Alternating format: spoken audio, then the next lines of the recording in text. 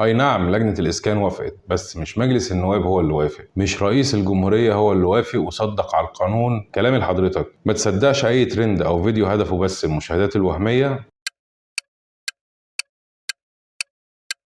من امبارح والناس كلها بتتكلم ان مجلس النواب وافق خلاص على مشروع قانون الايجار القديم، وان كده خلاص القانون اتنفذ ومفيش تعديل تاني. وانا بقلب كده على اليوتيوب الاقي فيديوهات بتقول الصيغة النهائية لقانون الايجار القديم، خلاص الناس هتطرد من الشقق اللي هي قاعدة فيها، القانون خلاص دخل حيز التنفيذ. والمشكلة إن مش بسمع الكلام ده من ناس عادية هي اللي بتقول كده، ده كمان في زملاء محامين بيكرروا نفس الكلام، وده لمجرد بس إنهم عايزين يشدوا الانتباه بأي شكل حتى لو على حساب المعلومة الصح. اللي حصل امبارح ببساطة إن لجنة الإسكان وافقت على مشروع القانون اللي الحكومة صاغته وأرسلته للبرلمان، بس دي مش موافقة نهائية ولا معناها إن القانون خلاص تم تشريعه أو تم نشره أو هيتم تطبيقه بكرة. ده يا جماعة حتى من عنوانه اسمه مشروع قانون، ولازم نفهم إن لجنة الإسكان دورها إبداء الرأي، وده اللي نصت عليه المادة 44 من اللائحة الداخلية لمجلس النواب، اللي بتقول إن اللجان النوعية دي زي لجنة الإسكان دورها إنها بس تبدي رأيها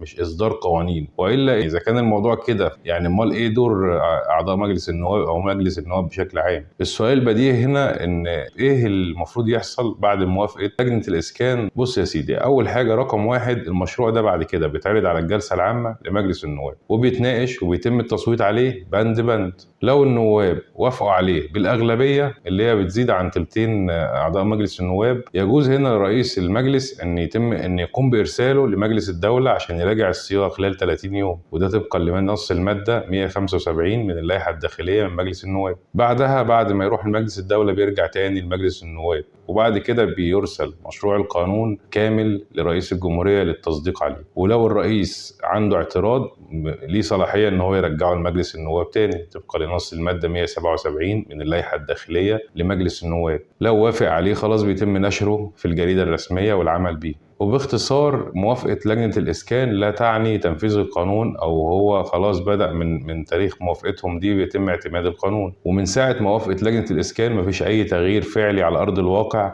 إحنا لسه في مراحل تشريعية، وكل بند في مشروع القانون اللي لجنة الإسكان وافقت عليه هو بند قابل للتعديل أو الحذف. ونتخطى ذلك نقول ان حتى بعد النشر والتصديق على القانون بيتم تطبيقه فعليا، لكن ما ننسوش ان في مده زمنيه للوصول لمرحله الاخلاء اللي هي 7 سنين و5 سنين، وفي المهله دي ممكن اصلا يحصل طعن بعدم الدستوريه ويتم تعديل القانون بشكل كامل او بعض مواده. واثناء تطبيق القانون بعد صدوره، يعني مش دلوقتي خالص، المحاكم هي اللي هتفسر مواد القانون حسب كل حاله. وباختصار عشان لو حد حابب يفهم مضمون مشروع القانون اللي اللجنه وافقت عليه فيما يخص الايجار القديم، فهو بيتكلم عن النقاط الاتيه باختصار: فترة انتقالية 7 سنين للوحدات السكنية، 5 سنوات للوحدات غير السكنية المؤجرة للأشخاص الطبيعيين، بينص على زيادة سنوية قيمتها 15% من الإيجار، تقسيم للمناطق، مناطق متميزة ومتوسطة واقتصادية. واحنا على فكرة شرحنا التفاصيل دي في فيديو على جزئين، قسمناه على جزئين وموجود على قناتنا، تقدر ترجع ليه حضرتك في أي وقت، لأن الفيديوهات دي هتلاقيها بتغطي مشروع القانون بند بند من غير أي تحريف ومن غير زيادة أو من غير إنقاص. ويا جماعة الخير، ده لسه مشروع قانون. اي نعم، لجنة الاسكان وافقت، بس مش مجلس النواب هو اللي وافق، مش رئيس الجمهورية هو اللي وافق وصدق على القانون. وشتان ان مشروع القانون او مشروع الحكومة تم نشره في الصحافة، مش القانون تم نشره في الجريدة الرسمية. في اختلاف جوهري بين ده وده. ده لسه مجرد مشروع قانون، مش قانون بصيغته النهائية كما كتب البعض. الصيغة النهائية للقانون دي بتكون بعد نشر القانون وليس وهو مشروع قانون. كلامي لحضرتك، ما تصدقش اي ترند او فيديو هدفه بس المشاهدات الوهمية. وفي النهاية شوف الجزئين اللي نزلوا امبارح على قناتنا هتستفاد، عشان هتلاقي فيهم كل بند من المشروع ده من غير تحريف ولا تزييف. وعشان نقدر نستمر نقدم لحضراتكم المحتوى القانوني